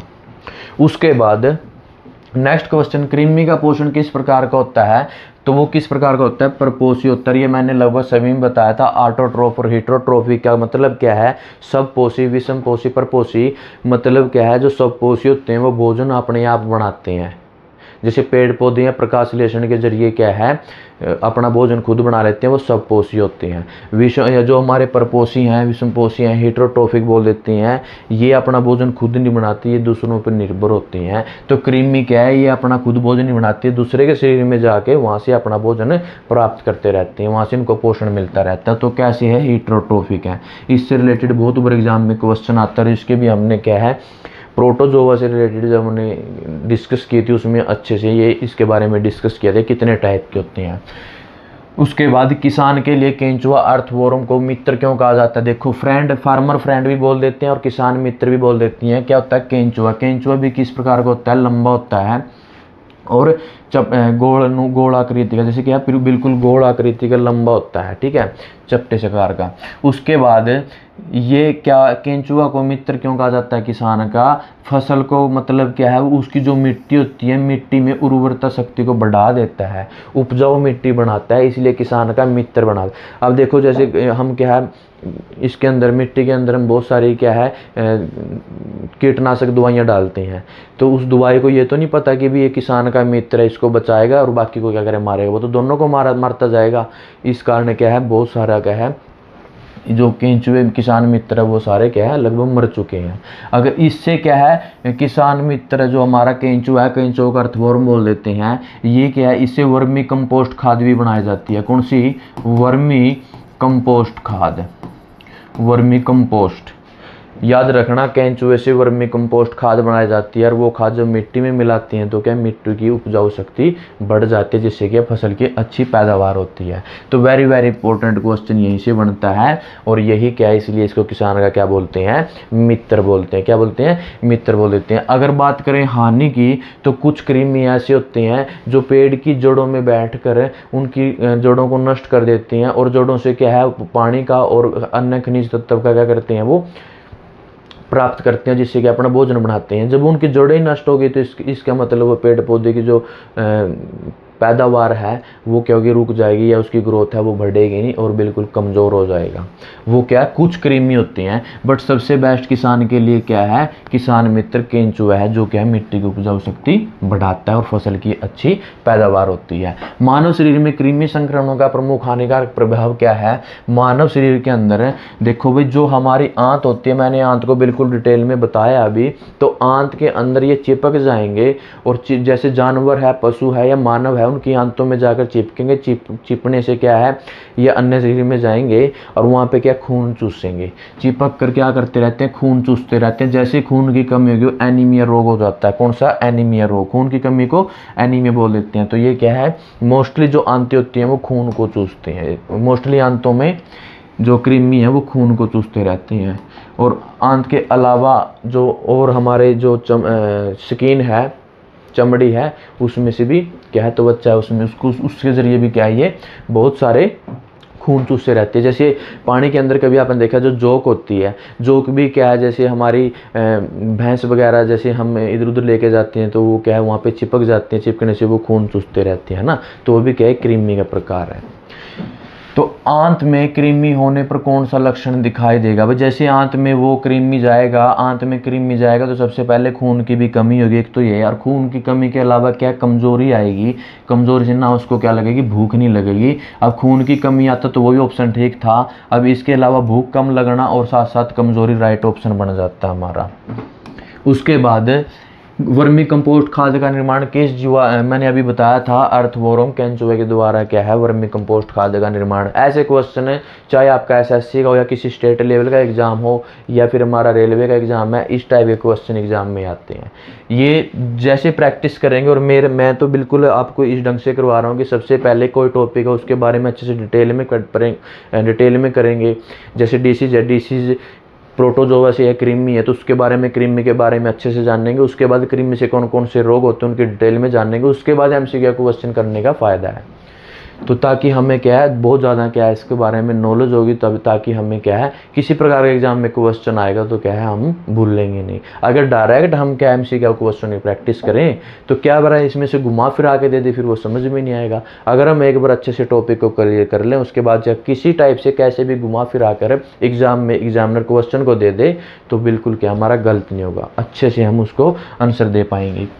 हाथी पाँव रोग का अन्य नाम क्या है? देखो हाथी पाँव को फील पाँव भी बोल देते हैं, एलिफेंटाइसिस भी बोल देते हैं और फाइलेरिया एसिस बोल देते हैं। फाइलेरियासिस देखो फाइलेरियासिस, एलिफेंटाइसिस और फील पाँव, फाइलेरिया किसके? हाथी पाँव का ही रोग है। तो हमारा क्या है ये राइट ऑप्शन बनता है।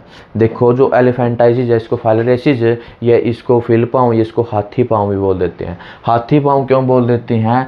जब ये कृमि चला जाता है किसके माध्यम से जाता है? देखो इसका माध्यम मोस्टली तो मैंने बताया था जल और पानी। जो इसका हाथी पाँव का जो कारक है वो किसके माध्यम से जाता है? कूलेक्स मच्छर, कूलेक्स मच्छर होता है।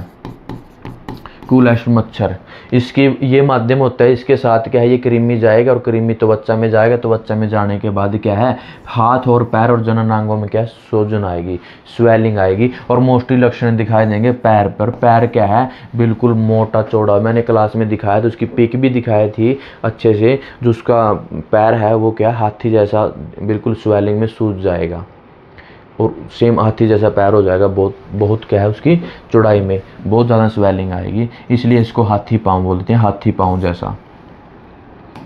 उसके बाद माध्यम बताया था मैंने क्यूलेक्स और मानसोनिया नाम के मच्छर हैं, ये दोनों मच्छर हैं, वो उसकी वजह से क्या ये रोग फैलता है। उसके बाद फेफड़े और हृदय है, या एलिफेंटल रोग में मुख्य रूप से कौन से अंग प्रभावित होते हैं, तो देखो कौन से होते हैं।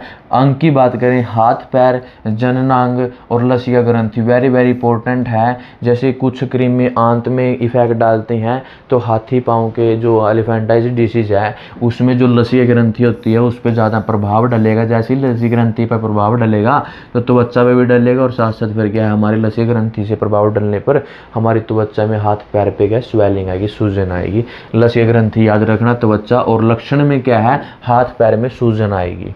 ठीक है, लक्षण की बात करें तो हाथ पैर में सूजन आएगी, प्रभावित अंग की बात करें तो त्वचा के साथ लसिका ग्रंथि और साथ साथ क्या हाथ पैर। वो बाद में जब लसिका ग्रंथि में प्रभाव पूर्ण रूप से हो जाएगा तो उसके बाद हमारे हाथ पैरों में भी क्या प्रभाव दिखने को मिलेगा।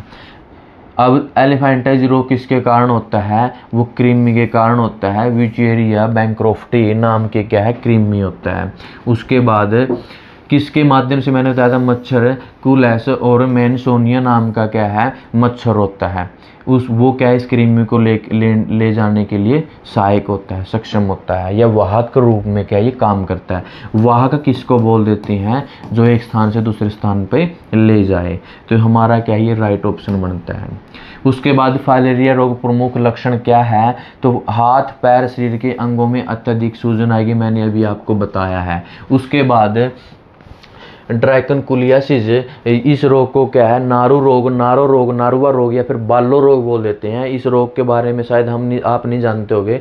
अगर आपके माता पिता या आपके जो बुजुर्ग दादा दादी जी हैं उनसे पूछ के देखिए, उनको पूछोगे नारू रोग या नारुआ रोग या फिर बालो रोग को जानते हैं तो वो अपने आप बता देंगे कि ये रोग कैसा है। ये रोग के बारे में हम डिस्कस करेंगे हल्की सी, मैंने आपको क्लास में भी बताया था। तो देखो ये जो ड्रैकनकुलियासिस है ये किसका, ड्रैकनकुलिस मेडिनेसिस नाम के जो कृमि है उससे ये रोग फैलता है। अब देखो इसको लगभग इस रोग के बारे में हम डिस्कस करें तो ये रोग कैसा है। जैसे ये कृमि शरीर में जाने के बाद हाथ पैरों पे क्या है हल्की से फुंसियाँ निकलेंगी, फोड़े निकलेंगे, फफोले निकलने फूटने से क्या हल्का सा कृमि बाहर आएगा वाइट सा। उस कृमि को क्या है इसका इलाज के लिए तो एल्बेंडाजोल वगैरह जो कृमिनाशक दवाइयाँ वो खाएं, बट इसका जो पूर्ण रूप से इलाज है जो वो कृमि होगा धागे नुमा दिखाई देगा, उस धागे नुमे को कृमि को निकालना पड़ता है धीरे धीरे। डॉक्टर क्या करेंगे उसको क्या निकालते थे, बिल्कुल आराम से निकालते थे और निकालते टाइम अगर वो टूट जाता था बीच में, आधा निकला आधा नहीं निकला, तो उस व्यक्ति को जिसको ये रोग है असहनीय दर्द होता है, वो सहन नहीं कर पाता था दर्द, तो डॉक्टर क्या उसको राम से निकालते थे। और उसके बाद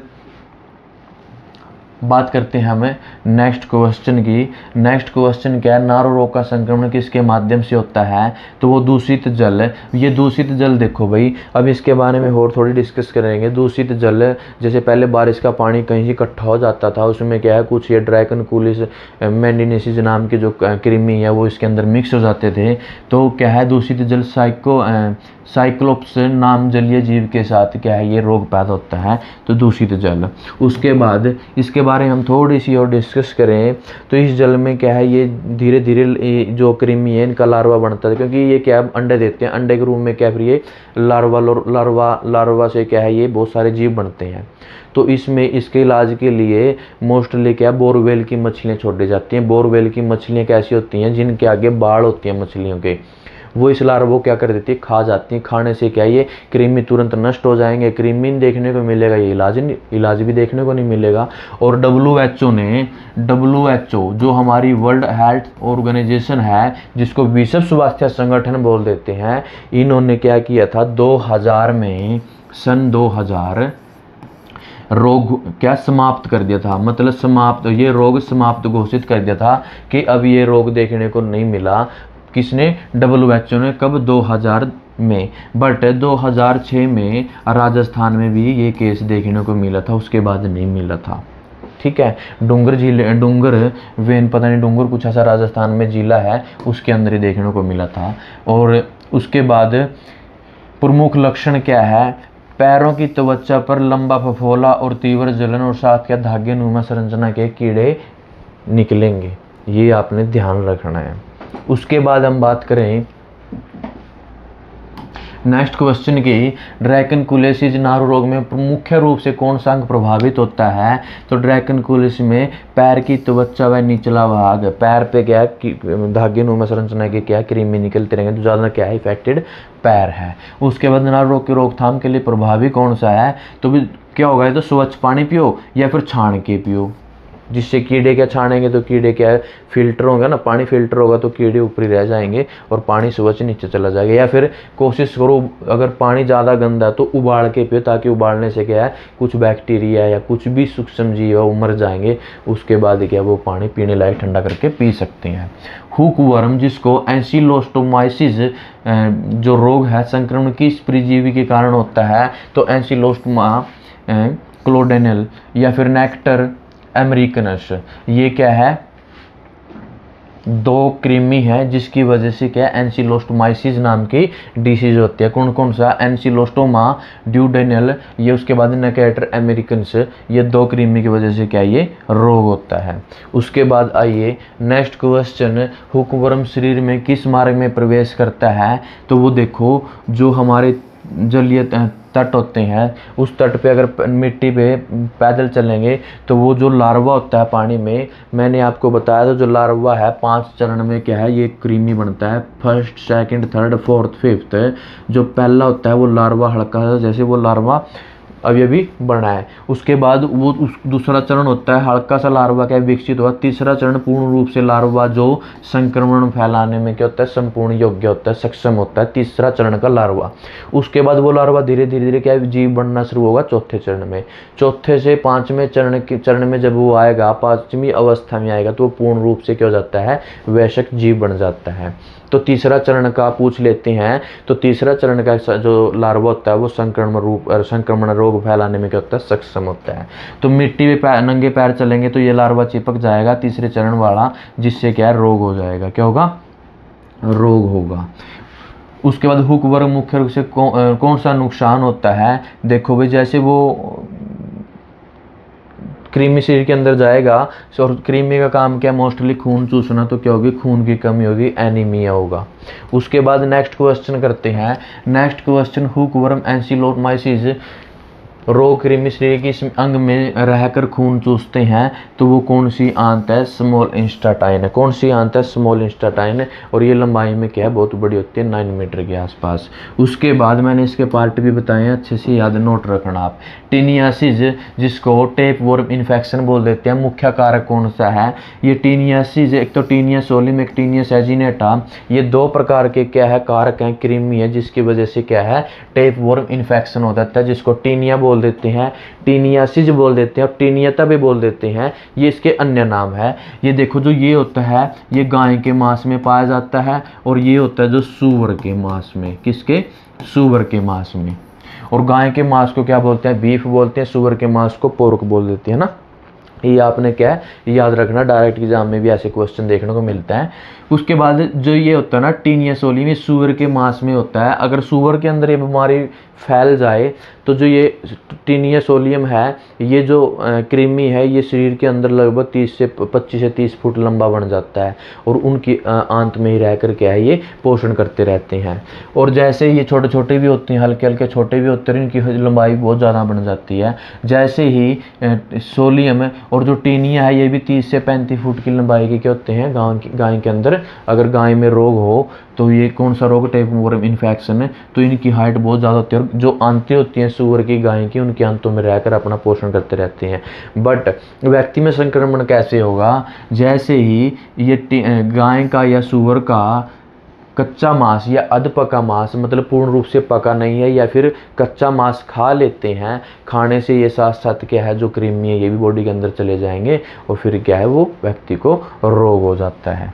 तो ये ध्यान रखना आपने, ये डायरेक्ट पूछ लेती हैं टीनिया सोलियम, टीनिया शेजिनेटा। टेपवर्म संक्रमण का मुख्य रूप से किस कारण होता है, तो वो अधपका मैंने अभी बताया था, गाय का या सूअर का मांस खाने से। उसके बाद नेक्स्ट क्वेश्चन है, टीनिया परजीवी शरीर के किस अंग में, तो वो किस अंग में, छोटी आंत में क्या है ये इन्फेक्शन या रोग बढ़ाते हैं। उसके बाद टेपवर्म में जो रोग का प्रमुख लक्षण है वो लक्षण क्या होगा, देखो भाई जैसी आंत में रहेगा तो पेट दर्द होगा, पेट दर्द होगा, वजन भी कम होगा, भूख भी नहीं लगेगी और कमजोरी होगी, तो खून चूसेगा तो कमजोरी ऑटोमेटिक होगी, ठीक है। उसके बाद एस्केरियासिस जिसको राउंड वॉर्म बोल देते हैं, रोग का कारक है। जो राउंड वॉर्म है, टेप वॉर्म है, ये मैंने बिल्कुल अच्छे से आपको क्लास में लास्ट क्लास में समझाया, वो क्लास जरूर देखिए ताकि आपको कृमि के बारे में अच्छे से नॉलेज मिले। और जितने भी संक्रमण रोग है, चाहे वह बैक्टीरिया है, वायरस है, कवक है, प्रोटोजोआ है और कृमि है, ये 5 प्रकार के संक्रमण रोग जिसको कम्युनिकेबल डिसीज बोल देते हैं, इन्फेक्टिव डिसीज बोलते हैं, संचारी रोग बोल देते हैं, संक्रामक रोग बोल देते हैं, संक्रमण रोग बोल देते हैं, ये सारे क्या है हमारा जो मानव रोग है, मानव रोग का पहला टाइप है संक्रमण रोग, उसके ये 5 प्रकार से रोग फैलती हैं। तो हमने सबसे पहले डिस्कस की बैक्टीरिया, वायरस, प्रोटोजोआ, कवक, इनके बारे में कि क्या है, कैसे खोज हुई, क्या अध्ययन है, कैसे पोषण करते हैं, बिल्कुल डिटेल में। उसके बाद इनसे कौन कौन से रोग होते हैं उनकी डिटेल। उसके बाद हर एक प्रोटोजोआ, वायरस, बैक्टीरिया, कवक, इनके एमसीक्यू क्वेश्चन की प्रैक्टिस की एग्जाम में कैसी आती हैं। तो जितने भी डिसीज रिलेटेड हैं, जितने भी हमने किए हैं वो क्लास हमने प्लेलिस्ट में बनाई हुई है, वहाँ से आप एक एक क्लास को देख सकते हैं। उसके बाद एस्केरियासिस राउंडवॉर्म रोग का कारक कौन सा कृमि है, तो वो एस्केरियासिस नाम आ गया, तो ये क्या है हमारा एस्केरियासिस लुम्ब्रिकोइडिस नाम का क्या है कृमि, ये रोग फैलाता है। ये रोग संक्रमण शरीर में किसके माध्यम से फैलेगा, दूषित, मैंने बताया दूषित भोजन या दूषित पानी होगा मोस्टली ज़्यादा, ठीक है। एक सिर्फ वही है जो हमारा एलिफेंटाइटिस है जिसकी वजह से जो हमारा कुलस या फिर मैनसोनिया नाम का मच्छर है वो रोग फैलाता है, बाकी क्या है दूषित भोजन, दूषित पानी। उसके बाद नेक्स्ट क्वेश्चन क्या है, नेक्स्ट क्वेश्चन देखिए, एस्केरियासिस लुम्ब्रिकोइडिस मुख्य रूप से शरीर के किस अंग में जाता है, तो वो स्मॉल आंत, छोटी आंत, ये भी मैंने आपको अच्छे से बताया था। उसके बाद देखो एस्केरियासिस का प्रमुख लक्षण कौन सा है, भूख कम लगेगा, पेट दर्द होगा, खून की कमी होगी, ये आप ध्यान रखना, पेट फूलेगा, एक तो भूख कम लगेगी, ऑप्शन राइट होगा आपके, खून की कमी होगी, एनीमिया होगा, ये भी राइट है, और साथ साथ क्या है पेट दर्द होगा, ये कहीं मिले तो ऑप्शन आपका क्या है राइट होगा। उसके बाद एंटेरोबाइसिस जिसको पिनवर्म या सीटवर्म इन्फेक्शन बोल देते हैं, ये ध्यान रखना है, एंटेरोबाइसिस जो रोग होता है इसको पिनवर्म या सीटवर्म नाम बोल देते हैं, मतलब पिनवर्म से होने वाला और सीटवर्म से कृमि से होने वाला, इनको डायरेक्ट भी नाम यही दे रखा है। तो वो कौन सा कृमि है, तो वो रखना एंटेरोबाइसिस वर्मिकुलियोसिस से क्या है ये रोग होता है।